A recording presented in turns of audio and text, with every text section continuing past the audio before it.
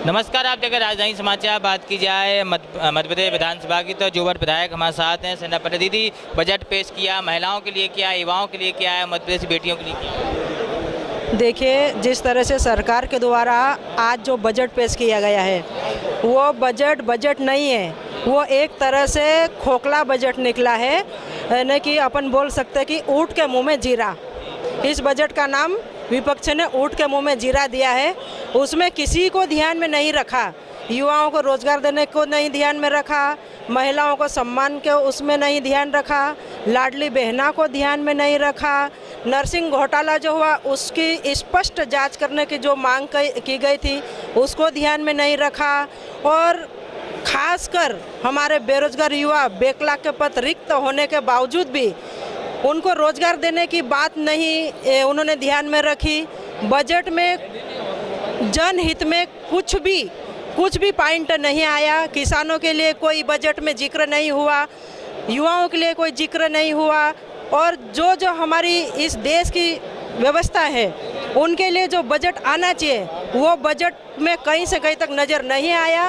यानी कि विपक्ष पूरी तरह से यही बोल रहा है कि ये जो बजट है ये पूरी तरह से ऊँट के मुंह में जीरे वाला बजट साबित हुआ है। इससे कोई किसी को फायदा होने वाला नहीं है। आदिवासी समाज के लिए कुछ स्पेशल आया? आदिवासी समाज की तमाम कई प्रकार की मांग रहती, जमीन की रहती हैं, मुआवजा की रहती है, उनके लिए कोई बजट कुछ आया? इस बजट में ऐसा आदिवासी हमारे किसान भाइयों को उचित धान खरीदी के बारे में कुछ नहीं दिखाई दिया है। और हम ये बोलना चाह रहे हैं कि खासकर हमारे किसान हो, बेरोजगार हो, युवा हो, रोजगार की जो तलाश चल रही है इन सभी चीज़ों को कोसों दूर रखा है सरकार ने।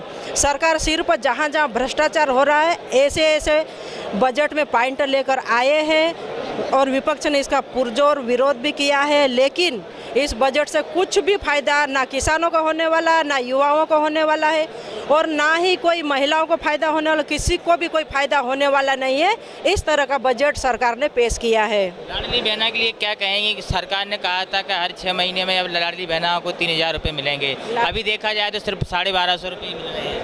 लाडली बहना का जिक्र कहीं से कहीं तक नहीं है, और हम कांग्रेस वालों ने पहले ही बोला था कि ये सिर्फ एक महिलाओं को ठगने का काम चल रहा है। उन्होंने वोट बैंक के लिए महिलाओं को ठगने का जो काम किया, और महिला से जिस तरह से जो वोट लिए लाडली बहना का नाम से और सरकार बनाई, ये महिलाएं, हमारी इस देश की महिलाएं अपने आप में ठगा सा महसूस करेगी। महिलाओं के लिए इस बजट में कहीं भी कोई जिक्र नहीं हुआ है। देखते हैं युवा विधायक थे हमारे साथ हैं सेना पटेल, तीनों ने कहा है कि महिलाओं के लिए कुछ नहीं है। जुड़े हमारे साथ न्यूज़ की रिपोर्ट, मध्य प्रदेश विधानसभा।